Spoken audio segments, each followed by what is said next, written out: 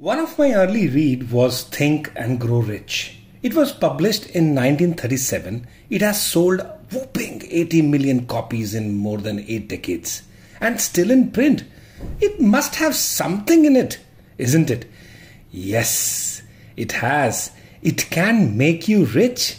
Yes, it can make anyone rich. Just willfully follow Napoleon Hill's discourse. Every human being who reaches the age of understanding of the purpose of money wishes for it.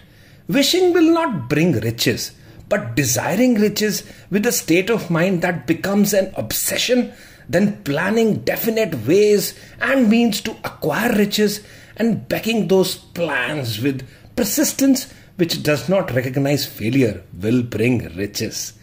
The method by which desire for riches can be transmuted into its financial equivalent consists of 6 definite practical steps, viz. Step 1. Fix in your mind the exact amount of money you desire. It is not sufficient merely to say, I want plenty of money. Be definite as to the amount. There is a psychological reason for definiteness, like $1 million or any figure of your desire. Step 2. Determine exactly what you intend to give in return for the money you desire. There is no such reality as something for nothing. Step 3.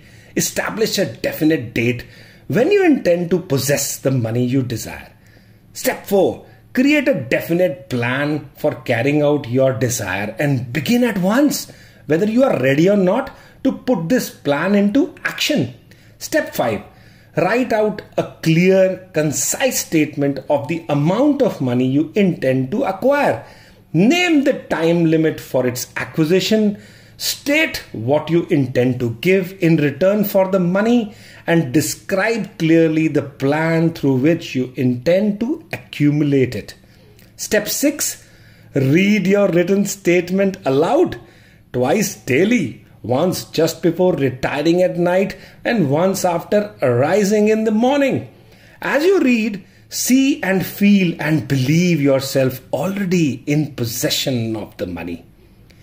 It is especially important that you observe and follow the instruction of all 6 steps, especially step 6. You may complain that it is impossible for you to see yourself in possession of money before you actually have it. Here is where a burning desire will come to your aid. If you truly desire money so keenly that your desire is an obsession, you will have no difficulty in convincing yourself that you will acquire it.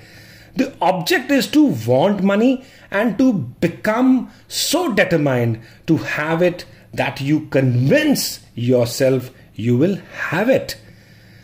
Only those who become money conscious ever accumulate great riches. Money consciousness means that the mind has become so thoroughly saturated with the desire for money that one can see oneself already in possession of it.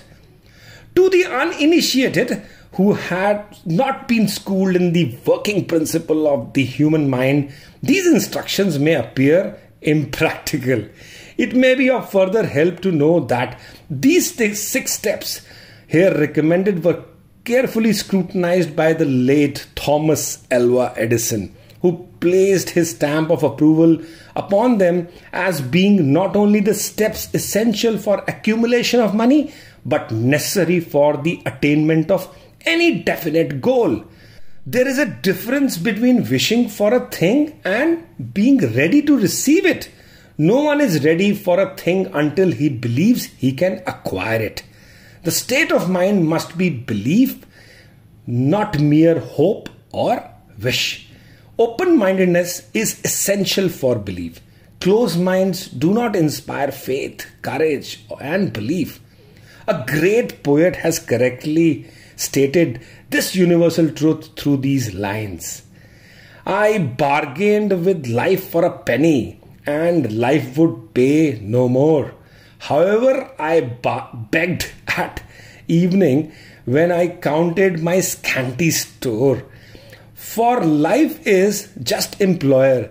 He gives you what you ask. But once you have set the wages, why, you must bear the task. I worked for a menial's hire, only to learn dismayed that any wage I asked of life, life would have willingly paid. Your desire was not hope. It was not a wish. It was a keen pulsating desire backed by faith, which transcended everything else. It was definite and you worked for it, believed you deserved it, so you thought, acted and grew rich. Voila!